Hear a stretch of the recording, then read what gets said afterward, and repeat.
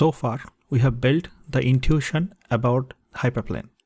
Now, it's time to look into the mathematical definition. In a d-dimensional space, a hyperplane is a flat affine subspace of dimension t-1. Next, we'll talk about what is affine subspace. Let us understand affine, and later we'll see how a subspace could be affine subspace. You probably already know what is a linear combination of vectors. Here is a quick explanation.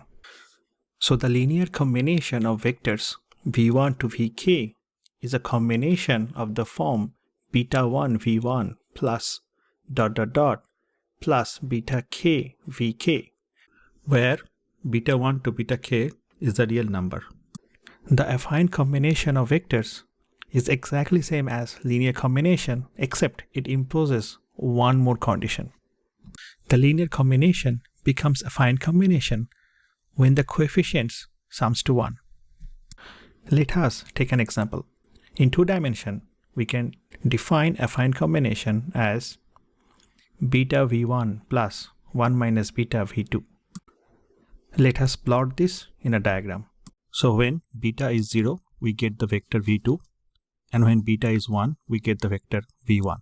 Similar way, if you plot all the values of beta, which is between 0 to 1, you get a line. Notice in 2 dimension, the linear combination of vectors is a plane, but the affine combination of vectors is a line. Next, let us review the definition of vector subspace. A subspace of vector v is a subset H that satisfies 3 conditions. Number 1, the 0 vector is in H. Number 2, H is closed under addition. Number 3, H is closed under multiplication.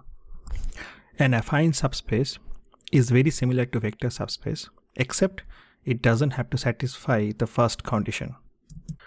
Here is an example of vector subspace and affine subspace. As you see, the line goes through origin. Hence, the first condition has been satisfied. So this is both a vector subspace as well as an affine subspace. In the second diagram, you can see the line does not go through the origin. Hence, it is not satisfying the first condition. So we can say this is an example of affine subspace.